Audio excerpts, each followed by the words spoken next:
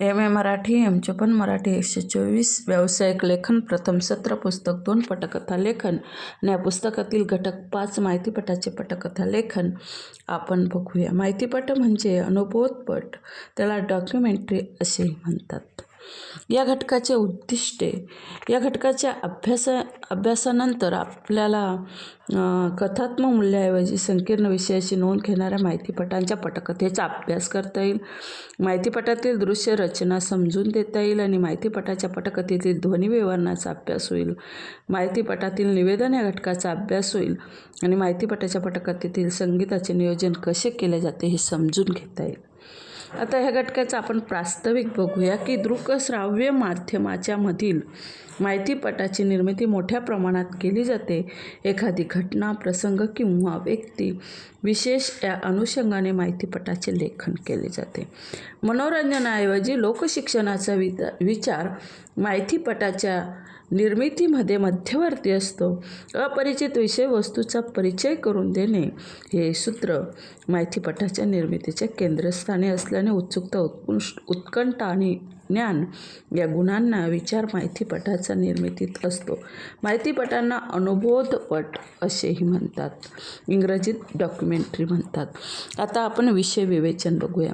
वास्तव घटनांचे तथ्य माहितीपटामध्ये चित्रित करण्यात येते.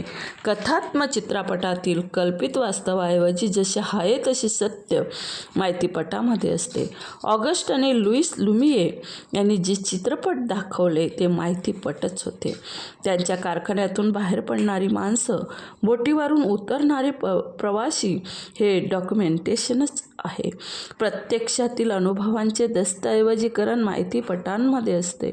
घटना घडते तेव्हा, घटना घडून गेल्यानंतर त्या घटनेची योग्यता, सत्य दाखवल्याशिवाय अन्वयार्थ येथे लावला जातो. माहितीपट हे परिचयात्मक असल्याने विषयवस्तूच्या परिचयासाठी निवेदकाचा वापर केला जातो आणि त्यामुळे निवेदक प्रधान माहितीपटांची निर्मिती केली जाते. निवेदक आपण त्याला इंग्रजीत नॅरेटर म्हणतो. अनेकदा डॉक्युड्रामा या सादरीकरणाच्या तंत्राचा वापर करून कथानकाच्या वापरासह माहितीपटाची निर्मिती केली जाते. माहितीपटाचे लेखन करत असताना निवेदन प्रधान माहितीपट अथवा नाट्य निवेदन प्रधान माहितीपट अशा स्वरूपाच्या तंत्रांचा स्वीकार केला जातो आणि त्याला अनुसरून संहिता लेखन केले जाते.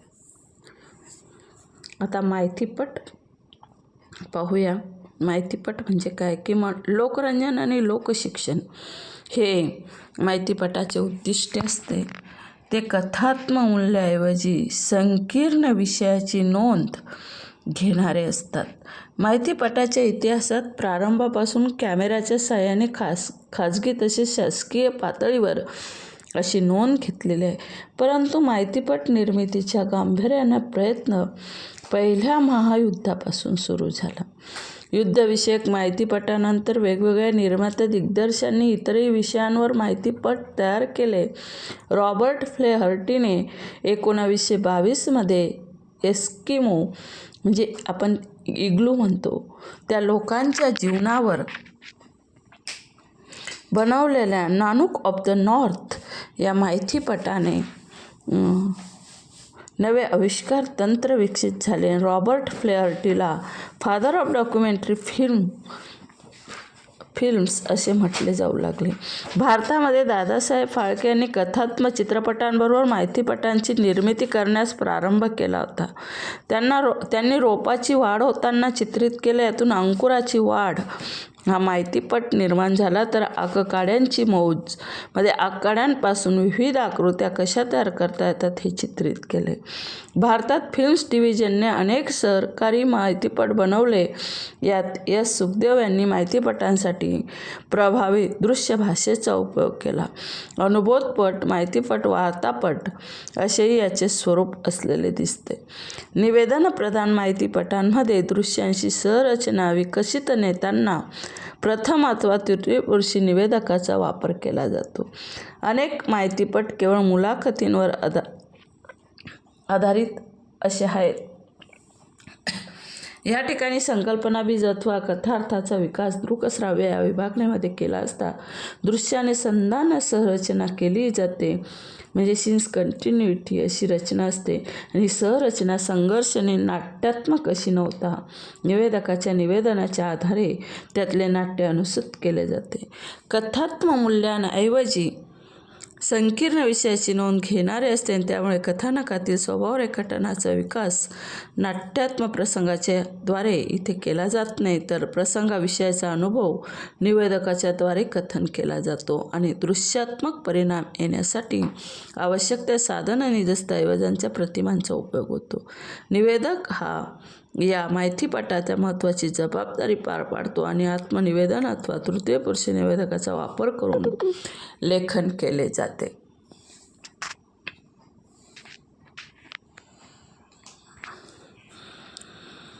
या लेखनामध्ये दृश्य आणि श्राव्य अशी विभागणी असते आणि दृश्यामध्ये माहितीपटाच्या दृश्य विवरणाचा तपशील येतो, तर श्राव्यामध्ये पूरक निवेदकाचा वापर केला जातो.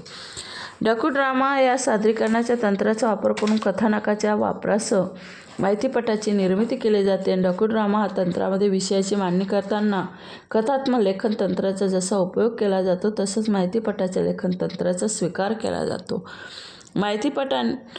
माहितीपट कथन करण्यासाठी नाट्यात्मक प्रसंगाची निवड, त्याचे दृश्यानुसंधान या प्रकारचे वैशिष्ट्य आहे. डॉक्युड्रामामध्ये दृश्य आणि निवेदकाचा वापर करून दृश्यानुसंधानाचे काही दृश्य आणि प्रसंग यांची योजना केली जाते.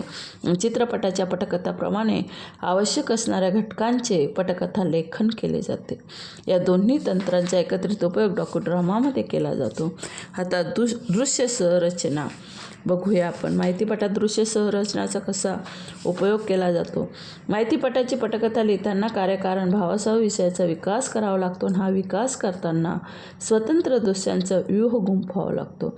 या व्यूहरचनेत दृश्यानुसंधान विकास पावते आणि दृश्य रचना परिपूर्ण करण्यासाठी आवश्यक त्या साधनांचा उल्लेख कालांतरी करावा लागतो आणि ते दृश्य परिपूर्ण करण्यासाठी नेमक्या ऐतिहासिक माहितीचा स्वीकार करावा लागतो. स्वतंत्र स्वरूपातील दृश्य श्रवण आणि परिपूर्ण असल्याने एकाहून अधिक दृश्यांची शृंखला माहितीपटामध्ये असते. या सर्व दृश्यांचा दृकव्यूह दृश्यानुसंधान एकात्म बनवतो आणि घडून गेलेल्या घटनेच्या संदर्भातील अर्थसंकेत या दृश्यांमध्ये दृश्य प्रतिमांद्वारे अधोरेखित केले जातात. माहितीपटाची पटकथा लिहिताना दृश्यांची निवड आवश्यक असते आणि तिची रचना कथार्थाच्या विकासासाठी सुसंगत असते. त्यानंतर ध्वनी विवरणाचा माहितीपटात कसा उपयोग केला जातो, तर माहितीपटामध्ये दृश्याला पूरक ध्वनींची संरचना केली जाते.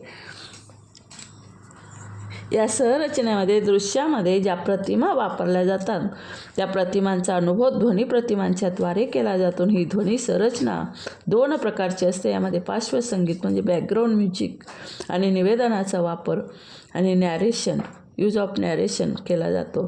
पार्श्वसंगीत आणि निवेदन बॅकग्राऊंड म्युझिक अँड नॅरेशन हे विषय वस्तूच्या वैशिष्ट्याला पूरक चित्र प्रतिमांच्या सहाय्याने स्पष्ट करत असते. आणि पटकथा लिहिताना पट म्हणजे पडदा, पडद्यावरची कथा लिहिताना अपेक्षित असणाऱ्या चित्रप्रतिमांच्या संदर्भातील चित्रसंकेतांना स्पष्ट करताना प्रथमतः लिखित निवेदन संहिता म्हणजे क्रिप्ट निर्माण केली जाते आणि त्या अनुषंगाने दृश्य संरचनेचा कथाफलक म्हणजे स्टोरी बोर्ड लिहिला जातो. आता निवेदनाचा माहितीपटात कसा उपयोग होतो ते आपण बघूया.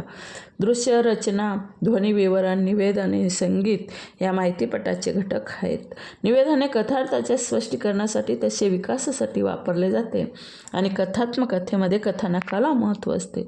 माहितीपट हा एक प्रकारे कथात्मक लेखन प्रकारचा असतो. संकल्पनेचा विकास येथे होतो आणि त्यामुळे संकल्पनेचा विकास करण्यासाठी नाट्यगत प्रसंगाच्या ऐवजी निवेदक म्हणजे नॅरेटर हा त्या प्रसंगातील आशय सांगत असतो, थीम सांगत असतो. दृश्य संरचनेप्रमाणे निवेदन लिहिले जाते आणि घडून गेलेल्या घटनेच्या विषयी त्या निवेदनाचा लेख स्पष्ट होतो. निवेदन हे प्रथम पुरुषी निवेदन पद्धतीचे असते. प्रथम पुरुषी आपण केव्हा निवेदन करतो, ज्यावेळेस आत्मचरित्र लिहितो, आणि तृतीय पुरुषी म्हणजे बायोग्राफी लिहितो, दुसऱ्यांविषयी लिहितो चरित्र, त्यावेळी तृतीय पुरुषी निवेदनकर्त्याचा वापर केला जातो. म्हणूनच म्हटले आहे की निवेदन जे प्रथम पुरुषी निवेदन पद्धतीने असते ते आत्मसात कथन पद्धतीने लिहिले जाते कथन करता जणू त्या प्रसंगाचा घटक आहे असे तंत्र वापरले जाते आणि तृतीय पुरुष निवेदन करता असेल तर तो तटस्थने निवेदन केले जाते. मी तेथे असे पाहिले अथवा तेथे असे आहे या कथन पद्धतीने लेखन केले जाते. सोपी सुटसुटीत वाक्यरचना, नेमकी प्रभावी भाषा हे निवेदनाचे वैशिष्ट्य असते. निवेदनाला भाषिक लयबद्धता असते, त्यामुळे ते निवेदन प्रभावी होते आणि आशयातील प्रभावीपणा आणि भाषिक प्रभाव यामुळे निवेदन श्रवणीय होणे आवश्यक असते. आता संगीत. माहितीपटामध्ये संगीताचा उपयोग कसा केला जातो की पार्श्वसंगीत म्हणजे आपण त्याला बॅकग्राऊंड म्युझिक म्हणतो. 2 प्रकारचे माहितीपटात योजलेले आहेत. ते गीताच्या स्वरूपात ते जसे येते तसे ध्वनीच्या साऊंडच्या लयबद्धतेतून येते. संगीत हे ध्वनी, नाद, ताल, लय, बंदिश या घटकाद्वारे माहितीपटामध्ये सामावलेले पाहावयास मिळते.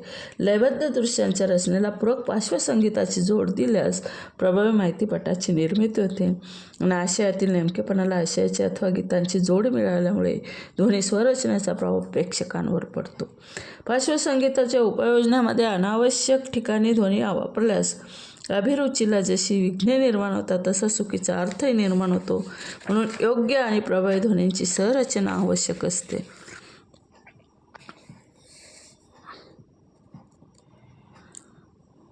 आता या घटकाचा सारांश की